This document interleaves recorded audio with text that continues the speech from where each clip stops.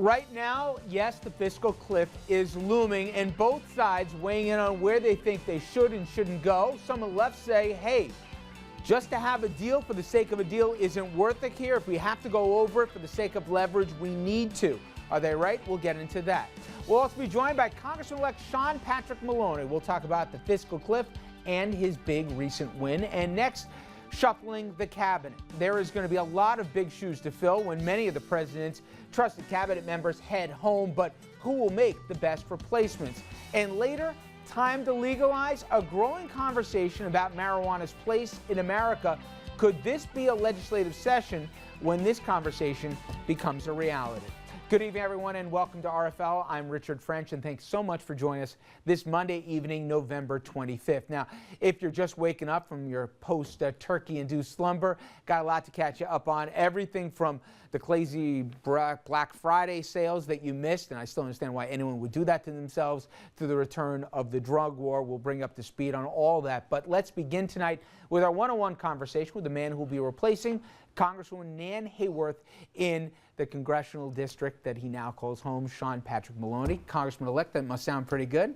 Thanks for joining us. Thank you very much, and thank you for the opportunity to come on. And as you know, this is my first TV interview since the election, so it's a great opportunity to say thank you to the voters of the Hudson Valley for putting their trust in me. I can't wait to get to work, and don't plan to let them down. You know, I want to get into all the work that lies ahead, and you got a big one, but take me to election night, because it must have been a bit surreal.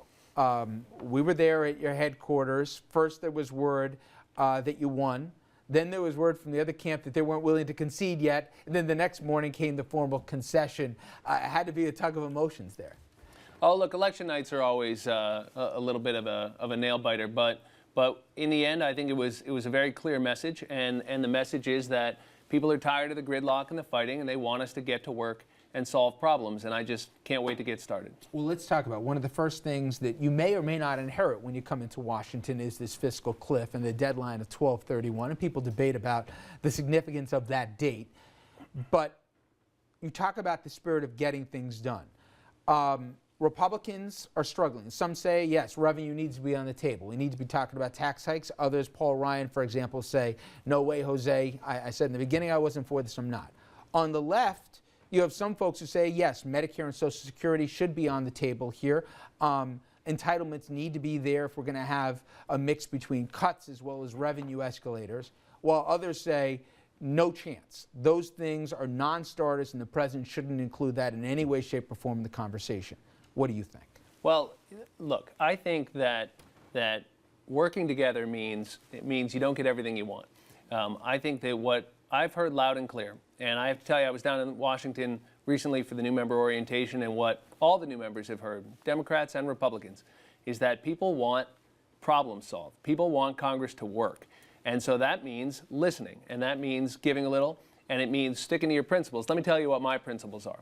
What I told the people of the Hudson Valley was that I thought we had to put the middle class first. We had to put people first. And that's what I plan to do. My test is this going to create jobs in the Hudson Valley? Is it going to help middle-class Hudson families or not? I believe there's a balanced approach that we can take. You know, I was very clear about opposing the Ryan budget, which would have given huge tax cuts to multimillionaires and ended the guaranteed benefit of Medicare. I believe we've ended that debate now. Those things are off the table as they should be. That was the wrong approach. There is a balanced approach, I believe, that is similar to what we did during the Clinton administration that has proven it can work, grow the economy, create jobs, and get our fiscal house in order. I want to be very clear. The fiscal cliff is a serious situation, and we have to take very seriously long-term debt reduction for the United States. I believe the most important thing we can do is give the business community and the markets and ordinary folks confidence that this government is working again and that we are serious about solving our long-term debt problems. We've done it before. We can do it again. To that end of confidence, two questions relating around the same subject. One is, you talk about the financial markets, businesses, they crave certainty. We've already seen what's happened in the markets the last couple of weeks here where they don't have that certainty. Do you think the date of 12/31 is a critical date? Because not all Democrats agree. They say if it means the president's got to capitulate now that he's got the tailwind of the election behind him, don't strike a deal just to strike a deal. Others are saying, hey, for the sake of certainty in the markets right now, even if it's another extension, maybe you just agree on rates, you don't agree on anything else. What do you think should or shouldn't happen? Your old boss, Bill Clinton, he in effect called Newt Gingrich's bluff, and it worked to his advantage. What counsel would you give the president here? Well, in that situation, you had someone who was intent on generating a crisis. Obviously, not the president, not anyone can do anything all by himself, so he needs a partner. I'm encouraged by the tone I've heard from the Republican leadership in Washington. It seems clear that they got the message. It was pretty unmistakable that people wanted Congress to work and the administration to work and for everybody to give a little bit and to solve these problems. I am not a believer that you need to generate a crisis. You need to send the markets into a tailspin just to prove a point. I think that the president has clearly been given a message, and the Congress has been given a message by the voters, as I have, as new members of Congress have. Listen to one another, work together, get this debt under control, balance the budget, do it the right way. Don't go after the middle class. Don't end programs like the guaranteed benefit of Medicare. Don't give huge tax cuts to multimillionaires. Do what works, put middle class people first, and there's a balanced way to get through this. And I think we can do it. We can do enough of it in December, even before I get to Congress. I think they can do enough of it in December that you'll send a clear signal to the markets that the rest will get done early next year. And I think you'll see a phased approach, if I had to guess.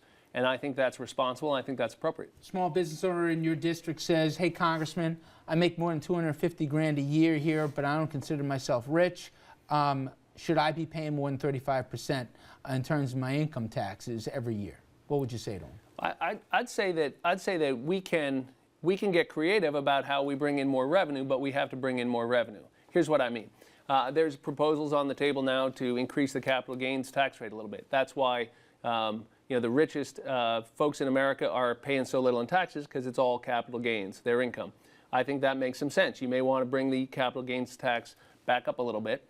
I think you're going to have to address rates for those at the very highest income threshold, just like we did in the Clinton administration, because it's math. You have to bring in a certain amount of revenue. But look, you also have to do cuts. I mean, you have to balance this out, and I mean that in a balanced approach. Medicare should be on the table? Look, I think that if we're going to abandon giving tax cuts to multimillionaires, which is the right thing to do, if we're going to ask the very wealthiest to pay a little bit more, if we're going to flatten and make more fair the tax code, maybe means test some of the deductions, if we're going to increase the capital gains tax rate a little bit, then we can absolutely have a conversation about how to bring savings in on the spending side. In the campaign, I advocated negotiating prescription drug prices with the drug companies. I think it's outrageous that we don't use the market power of Medicare to get cheaper prices for drugs.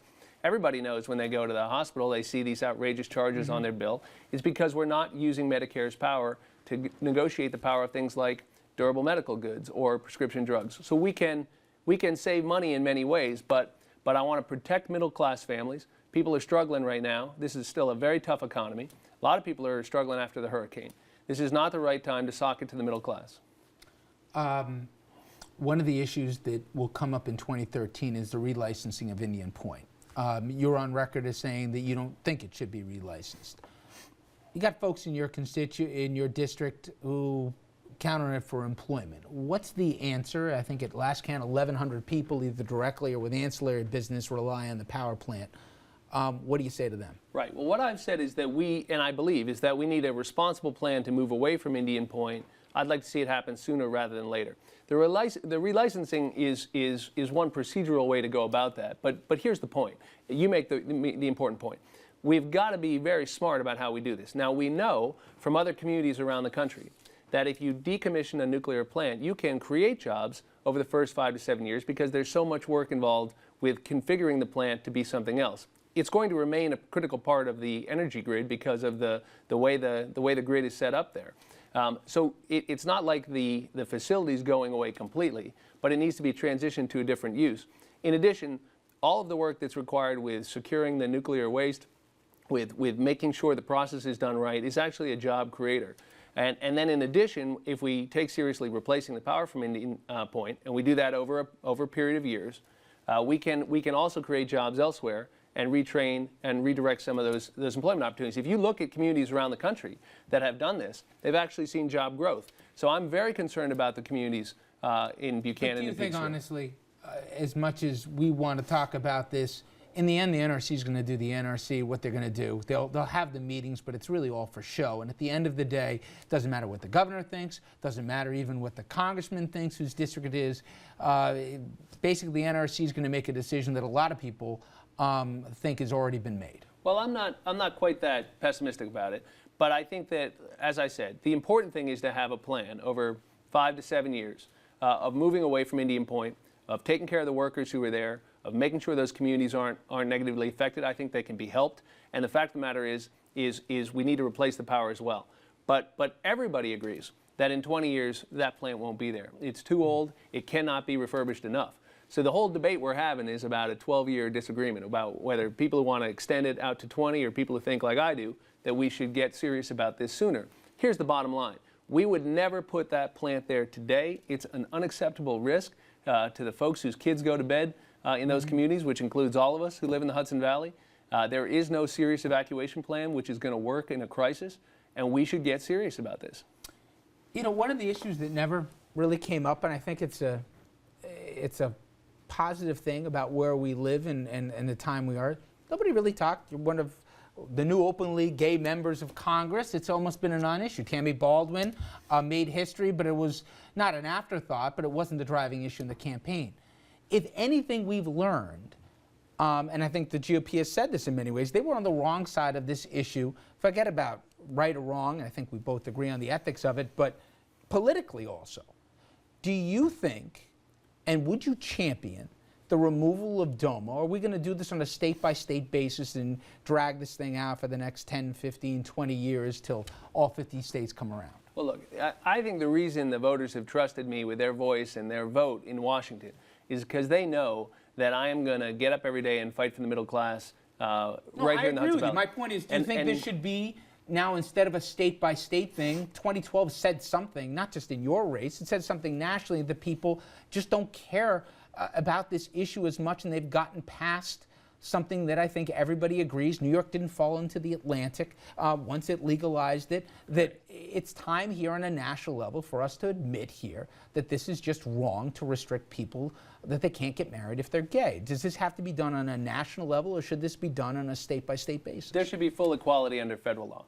And you cannot have full equality, even state by state, until you repeal DOMA. DOMA is discriminatory. It's wrong. I believe it's unconstitutional. I think we will learn that soon.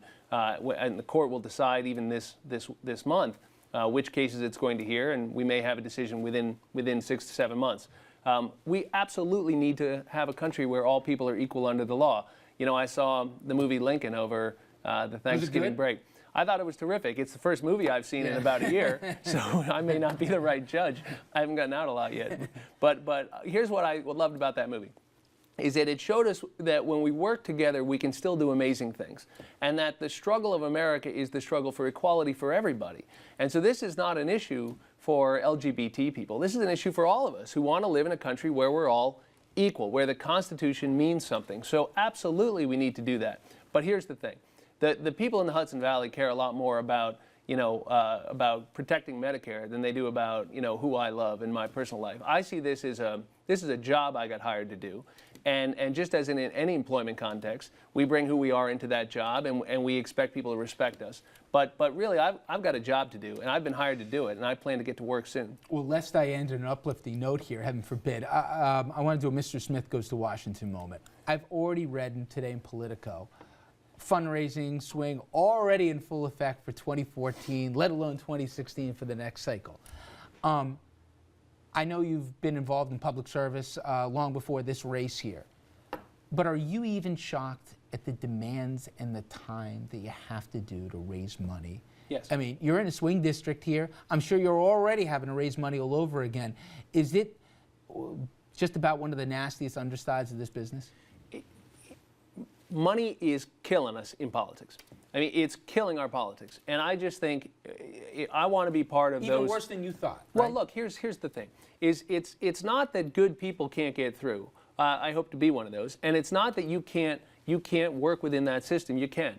But it should not take the time it takes to raise the money. Because when you're on the phone with wealthy donors, you're not out talking to folks about their problems. You're not listening to, Gary Lang, who told me about working 37 years on Metro North and retiring as a railroad engineer, and what that means for his retirement, and who's got diabetes and how he pays for his drugs. I mean, I want to be out talking to the folks who are paying my salary, who are telling me about their problems. I want to do something about those. That's the job. I don't want to be on a phone or at a fundraiser. So we need citizen-funded campaigns. We need to really rethink how we do things. And I do believe that Citizens United is the worst Supreme Court decision of the last quarter century. It has opened up the floodgates for all kinds of money in politics. Now, that helps both sides. It's not a Republican or a Democrat thing. It's just terrible. And I think that if middle-class people can't run for office because it costs so much money, because only wealthy people can afford to run, only wealthy people know enough other wealthy people to pay for their campaigns, well, who's going to be making the laws, and who are they going to understand? I mean, I think about the folks I grew up with in a middle-class neighborhood. I think about my brothers. I think about, the guys I went to elementary school and high school with. But if you spend all your time with the very wealthiest who fund these campaigns, I think it's easy to lose sight of who really needs government working for them. So I said during the campaign, I took some heat from it, that I think the system stinks. And I think this money in politics is killing us. And I want to be part of those who say we can do better, we can require disclosure, we can use citizen-funded campaigns. It won't be perfect, but it'll be better. And we can start getting the right voices back in our politics again, and hopefully you'll have less junk in your mailbox. And hopefully we'll get rid of Citizens United. That's probably a good start. Congressman, I wish you the best of luck. Good luck in D.C. Thank you, and don't be a stranger. We're going to take a quick break, everybody. When we come back, we'll bring our panel in and sounding off about where we go with that pesky fiscal cliff. Stay with us. We'll be right back.